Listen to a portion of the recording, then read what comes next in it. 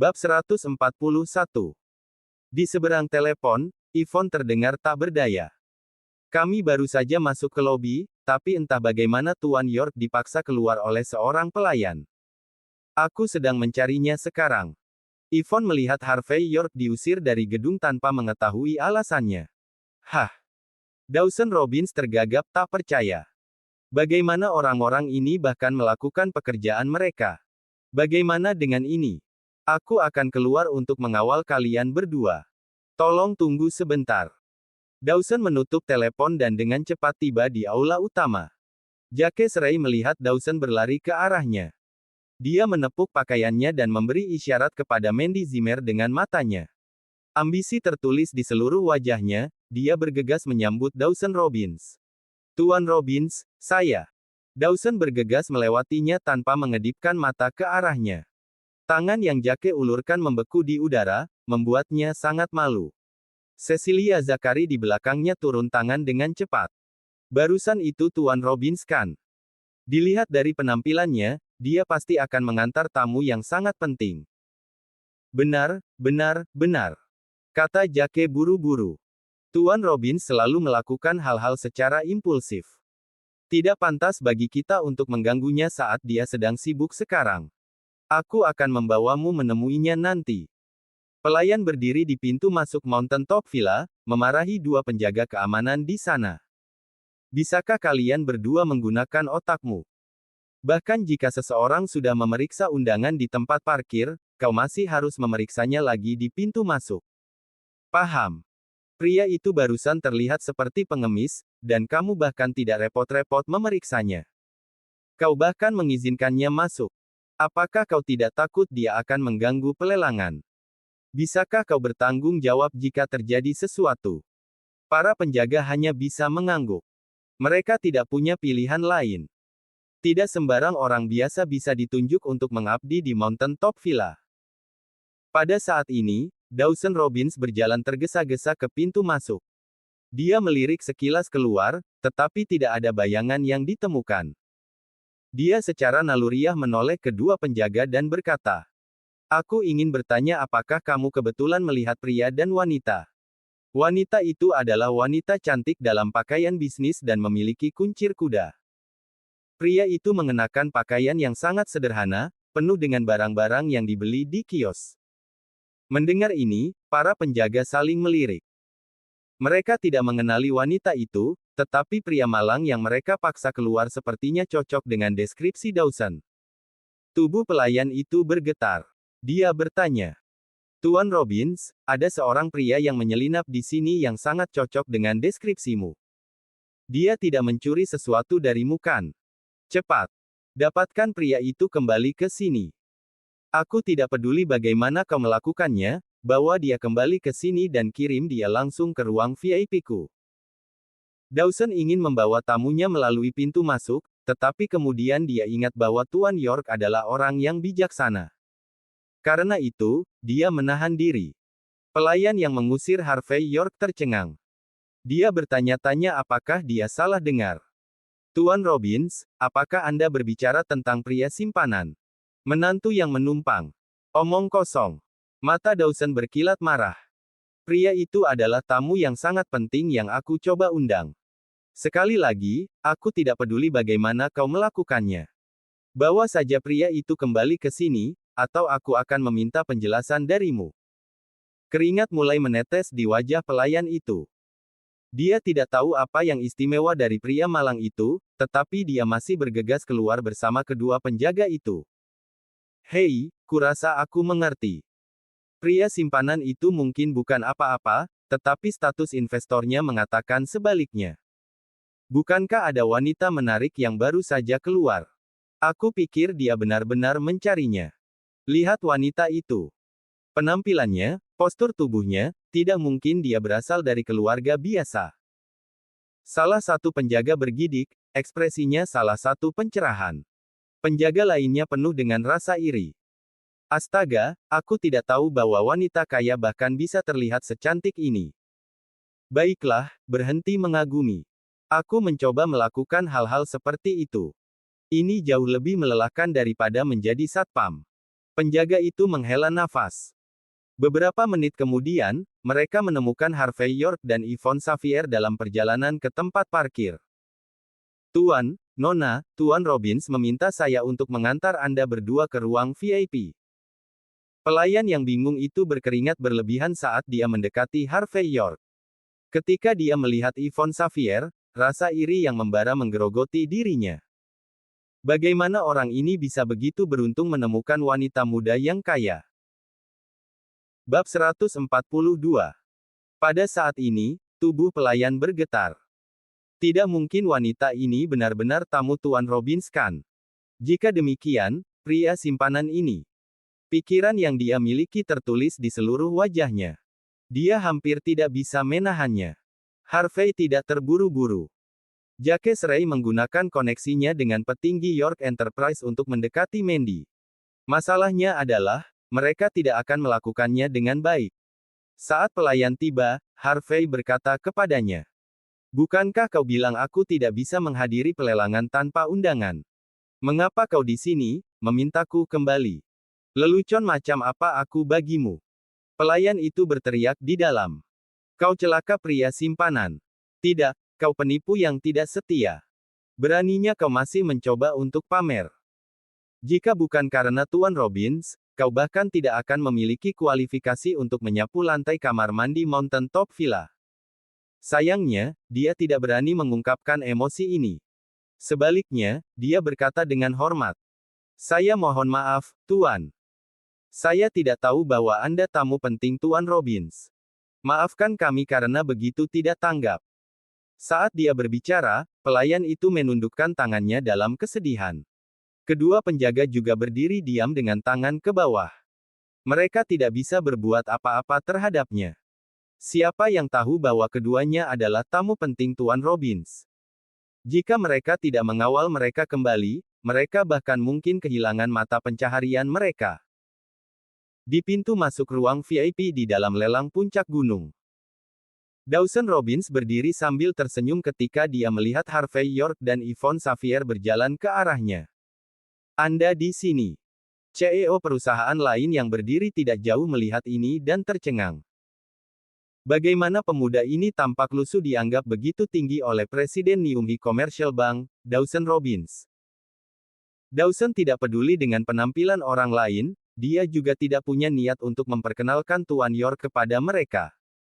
Dia berkata pelan, "Saya mengerti, Anda adalah orang yang bijaksana Tuan York, jadi saya tidak menyambut Anda dari pintu masuk utama. Para pelayan dari sebelumnya tidak tahu tentang identitas Anda. Maafkan kekasaran mereka." Harvey York tertawa. "Tidak bisa menyalahkan mereka. Aku terlalu miskin bahkan untuk membeli pakaian baru." "Hahaha. Anda selalu suka bercanda Tuan York." Dawson berkata sambil tertawa. "Kalau begitu, silakan masuk. Saya memiliki tempat yang bagus di mana orang luar tidak bisa melihat. Dengan begitu, tidak ada yang bisa mengganggu kita. Biarkan Yvonne di ruang tunggu. Jika ada sesuatu yang aku inginkan, dia bisa memotretnya untukku.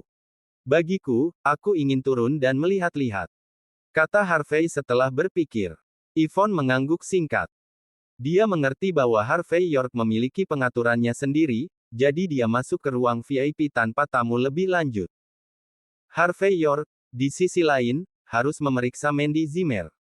Dia tidak ingin ada yang menipu wanita muda yang murni ini. Dawson tertawa. "Bukan masalah, selama Tuan York baik-baik saja dengan itu. Jika tidak apa-apa dengan Anda, silakan beristirahat di ruang tunggu saya sebelum lelang dimulai." "Tentu saja." Harvey tersenyum. Sementara keduanya berbicara, jeritan kemarahan bergema dari belakang aula. Seorang wanita cantik sedingin es telah memasuki aula, kehadirannya sendiri langsung menarik perhatian semua orang di dalamnya. Harvey York menatap wanita itu. Dia tampak akrab, tetapi dia tidak bisa mengenalinya. Dawson Robbins menarik napas tajam. "Kenapa dia di sini?" Harvey mengikuti garis pandang Dawson. "Apakah Anda mengenalnya, Tuan Robbins?" "Tentu saja," kata Dawson pelan. "Statusnya sama sekali tidak biasa. Dia adalah putri sulung dari Naiswells dari ibu kota provinsi. The Naiswells." Harvey sedikit mengerutkan kening. Kemudian, dia tiba-tiba teringat. Maksudmu Naiswells yang saat ini menjadi bisnis barang antik? Itu benar. Dia adalah wanita dari Naiswells, Rosalie Naiswell. Dawson menghela nafas berat. Di permukaan, itu terlihat seperti mereka menjalankan bisnis barang antik biasa, tetapi kenyataannya jauh lebih dalam dari ini. Untuk Naiswells, uang tunai dan aset tetap hanyalah sebagian kecil dari properti mereka. Barang antik langka dan unik mereka adalah keluarga mereka, aset sejati. Dan Nona Naiswell, dia adalah seorang klien yang memegang kartu hitam Amex. Harvey York langsung mengerti. Siapapun dengan kartu hitam Amex harus memiliki setidaknya miliaran dolar aset. Ini bukan prestasi yang bisa dicapai siapapun. Siapa sangka wanita yang sedingin angin Arktik ini bisa sekaya ini? Nona Naiswell. Dawson menghampirinya sambil tersenyum. Ah, Tuan Robbins. Sudah lama. Rosalie Naiswell adalah wanita yang dingin, tetapi bahkan dia mengerti Dawson Robbins bukanlah pria yang sederhana. Bab 143. Sikapnya yang dingin dan elegan melukiskan citra yang sangat glamor, namun senyumnya membangkitkan banyak hati ke dalam kegembiraan. Ketika dia melihat sekeliling Dawson Robbins, dia melihat Harvey York dan menjadi bingung. Reputasi seperti apa yang dimiliki Dawson Robbins? Mengapa ada pria yang tampak lusuh di dekatnya? Rosalie tahu jalannya keliling dunia. Dia menahan diri dari mempertanyakan tentang pria itu. Saat ini, Jacques Ray dan Mandy Zimmer sudah memasuki aula. Wyatt Johnson di sisi lain, tidak. Dia terpesona oleh penampilan Rosalie yang memukau. Dia berjalan mendekat, dan tertawa dingin. Oh, bukankah ini menantu yang menumpang dari keluarga Zimmer? Kata Wyatt sopan, beringsut. Lebih dekat. Bukankah kamu ditendang keluar sebelumnya? Bagaimana kau bisa menyelinap kembali? Tuan Robbins, nona muda, pria ini adalah menantu yang menumpang dari keluarga Zimmer yang terkenal di seluruh Niumhi. Saya tidak yakin bagaimana dia bisa berada di tempat berkelas seperti ini, tapi saya sarankan Anda tidak berinteraksi dengannya demi Anda. Dawson membeku. Dia tidak berharap Harvey York menjadi menantu yang terkenal. Namun setelah melihat Harvey tak tergoyahkan oleh komentar itu, dia juga tetap tenang. Dia melakukan apa yang dilakukan rubah tua yang licik, yang mengamati setiap gerakan orang. Karena Harvey York tidak berniat mengungkap identitasnya, tidak ada alasan bagi Dawson untuk melakukannya juga. Wajah Rosalie menjadi gelap setelah mendengar apa yang dikatakan Wyatt. Tatapannya pada Harvey semakin mencurigakan. Pria ini mungkin lusuh, tapi sepertinya dia mengalahkan individu yang berbakat. Aku tidak percaya dia sebenarnya menantu orang lain. Melihat pria seperti dia akan menodai mataku. Menyadari bahwa ucapannya telah membangkitkan rasa jijiknya terhadap Harvey York, Wyatt Johnson menjadi sangat gembira. Bagaimana aku harus memanggilmu, Nona? Anda tidak terlihat seperti Anda dari Niumhi. Tidak masalah, kami dari Niumhi terkenal karena keramahan kami.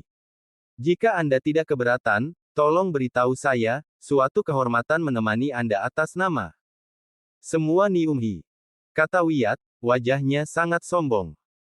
Dia benar-benar raja pria simpanan, mampu berkomunikasi dengan Rosalie bahkan di bawah keadaan ini. Wyatt melirik Harvey dengan tatapan dingin. Kau sebaiknya menjauh dari Nona, kau sekantong sampah yang tidak berharga. Semua orang tahu bahwa kau tidak hanya menjadi menantu yang menumpang, kau juga pria simpanan. Aku memperingatkanmu, aku perusahaan wanita untuk malam ini. Kau tidak memiliki kesempatan.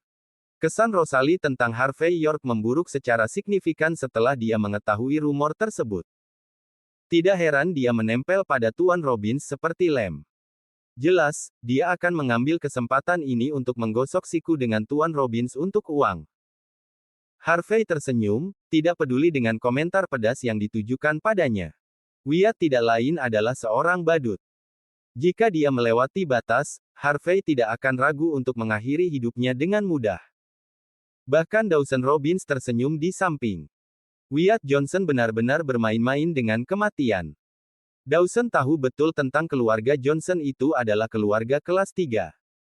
Harusnya orang seperti Harvey York tahu akan hal itu, ia bisa dengan mudah memaksa keluarga mereka ke dalam kebangkrutan dengan jentikan jari sederhana. Lelang akan segera dimulai, dan orang-orang membanjiri. Melihat seorang wanita cantik alami seperti Rosalie menarik banyak perhatian. Dengan sangat cepat, mereka memahami apa yang telah terjadi. Jadi, kau adalah menantu yang menumpang di keluarga Zimmer. Menantu yang tinggal di rumah ingin berbicara dengan Nona Naiswell dari ibu kota provinsi. Lelucon. Seperti yang diharapkan dari Tuan Johnson yang anggun untuk bertindak atas nama semua orang dari Niumhi. Akan sangat memalukan bagi semua Niumhi jika menantu yang menumpang itu memulai berhubungan dengan Nona Naiswell. Semua orang di sekitar Wyatt mendukungnya. Egonya menembak melalui atap, dan dia melirik Harvey dengan tatapan sombong. Lucu sekali. Apakah menantu yang menumpang sepertimu memiliki rasa malu? Kau berani merangkak masuk ke sini. Aku tidak tahu bagaimana kau berhasil mendapatkan undangan, tetapi lihat dirimu sendiri. Apakah kau bahkan punya uang untuk lelang? Orang bodoh macam apa yang akan mengirimimu undangan? Kau tidak mencuri satu dari keluarga Zimmer kan? Harvey York tersenyum. Tuan Johnson, tidak apa-apa jika kau mencaci makiku. Namun, untuk mengejek orang yang mengirimi saya undangan, apakah kau tidak takut jika dia tahu dan menuntut kepala Anda pada tombak? Hahaha. Wyatt Johnson tertawa terbahak-bahak. Harvey York, aku hanya memberimu pujian kecil dan kau sudah mengambil langkah ekstra untuk meningkatkan egomu sendiri. Apakah kau benar-benar berpikir bahwa ada orang yang benar-benar akan mengirim undangan kepada seseorang sepertimu? Apa kau sudah gila? Seperti kata pepatah, akan lebih baik jika kamu pergi lebih awal. Jika ada orang dari keluarga Zimmer yang mengetahui bahwa kau mencuri undangan mereka, kau mungkin bahkan tidak memiliki hak untuk menjadi menantu yang menumpang lagi. Poin yang adil. Terima kasih atas kata-kata baik, Tuan Johnson. Enyahlah sekarang. Mengapa ada menantu yang menumpang di sini, di tempat dengan kelas? Menjijikkan sekali. Jika kau mengatakannya seperti itu. Harvey York terkekeh. Aku Johnson. Bab 144. Wyatt Johnson tertawa dingin. Tidak perlu berterima kasih padaku. Bahkan jika kau pergi sekarang, aku harus memberi tahu Zimmers tentang pencuri dari rumah mereka yang datang ke sini untuk menodai mataku. Itu tidak akan berhasil jika aku tidak menuntut penjelasan dari mereka. Tentu saja, aku bisa memberimu kesempatan. Berlutut dan memohon pengampunan, dan aku akan membiarkannya berlalu. Bagaimana kedengarannya? Harvey York tersenyum tanpa kata, tidak membalas jawaban Wyatt. Dawson Robbins tidak bisa menahan diri dan meledak. Tuan Johnson, apa kau gila? Dawson selalu ingin berkenalan dengan Harvey selama beberapa waktu, tetapi tidak ada kesempatan. Mengundangnya ke lelang Mountain Top hanyalah tindakan permintaan maaf. Dia tahu bahwa Harvey York adalah orang yang bijaksana, oleh karena itu mengapa dia hanya berdiri dari pinggir selama ini. Tetapi ketika dia melihat bahwa dia sedang dihina, dia tidak bisa menahannya lebih lama lagi. Tuan Robbins, apakah Anda benar-benar berpikir bahwa keberadaan menantu yang menumpang ini tidak akan menjadi duri di mata saya? Wyatt Johnson membawa wajah penuh kepastian. Tentu saja dia tahu siapa Dawson Robbins, tapi kekasihnya adalah orang penting dari ibu kota provinsi. Dari sudut pandangnya, Presiden Bank Komersial kelas bawah seperti Dawson tidak berarti apa-apa. Fakta bahwa Dawson tampaknya membela Harvey York membuat Wyatt semakin marah. Bagi Wyatt, alasan dia menjadi orang simpanan adalah karena Harvey York. Dia tidak akan beristirahat sampai dia menemukan cara untuk mengakhiri hidup Harvey. Hari ini adalah hari keberuntungannya. Dia mampu menghancurkan kehidupan Harvey, serta berkenalan dengan Rosalie Naiswell dari ibu kota provinsi. Dia bahkan mungkin bisa melepaskan diri dari wanita tua yang membuatnya menelan pil setiap malam, dan mungkin disimpan oleh wanita muda cantik ini sebagai gantinya. Mengingat hal ini, Wyatt mengintensifkan usahanya untuk menyenangkan Rosalie. Tanpa berpikir dua kali, Wyatt maju selangkah dan menatap dingin ke arah Dawson. Tuan Robbins, orang lain mungkin terintimidasi oleh presiden perusahaan seperti Anda, tapi saya tidak. Dengan kata kasar, Anda hanyalah penjaga toko yang rendah hati. Apa hak Anda untuk bermain tiran jika orang kaya seperti kami yang menaruh uang di bank Anda? Anda berani meletakkan jari pada saya. Saya adalah nasabah VIP bank Anda. Anda menyentuh saya, dan kami akan mentransfer semua uang keluarga Johnson dari bank Anda besok. Mari kita lihat bagaimana kamu menyukainya. Dawson Robbins sangat marah. Seorang pria bertubuh tinggi tidak tergoyahkan oleh apapun, tetapi di hadapan seorang tuan muda nakal dari keluarga kelas 3 yang mengancamnya, ketenangannya menghilang. Secara naluriah, dia mengangkat telapak tangannya dan mengayunkannya dengan keras ke wajah Wyatt. Bang!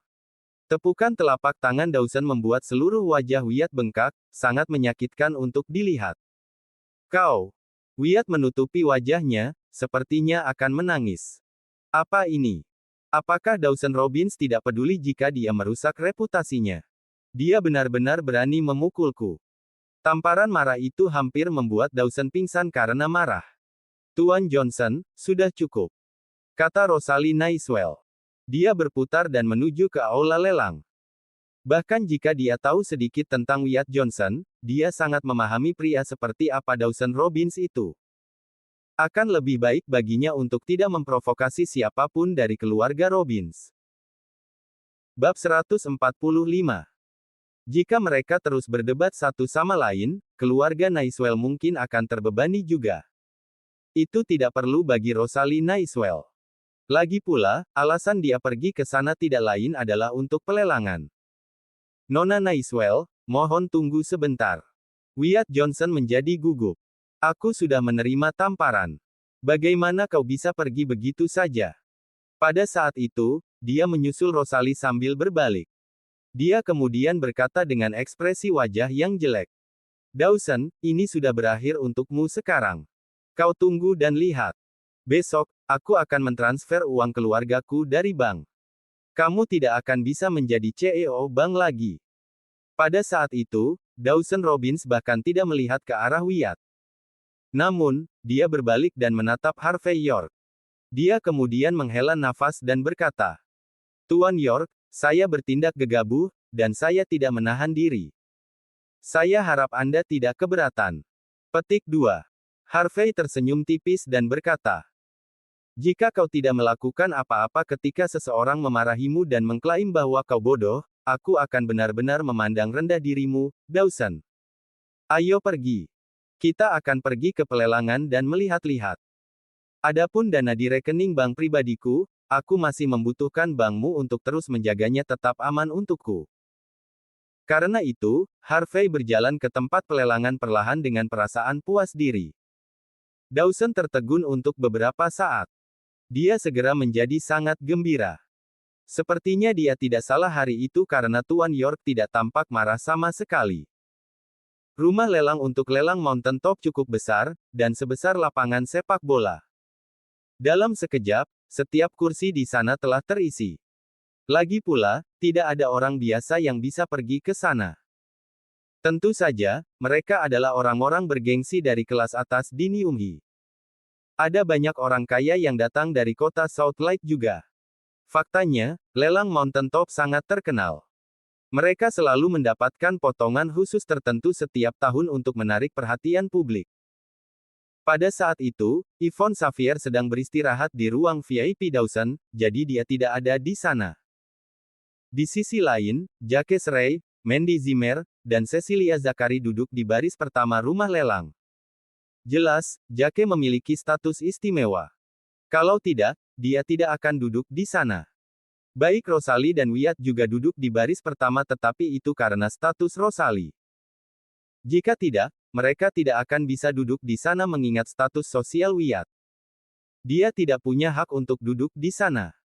Harvey melihat ada 2 kursi kosong di baris pertama, dan salah satu kursi kosong berada tepat di samping Mandy. Oleh karena itu, dia melambaikan tangannya ke Dawson dan berjalan menuju tempat itu. Dia kemudian duduk tepat di samping Mandy. Kebetulan, duduk tepat di sampingnya adalah Rosalie si cantik yang dingin dan menyendiri. Tempat itu menarik banyak perhatian dari semua orang karena Rosalie dan Mandy.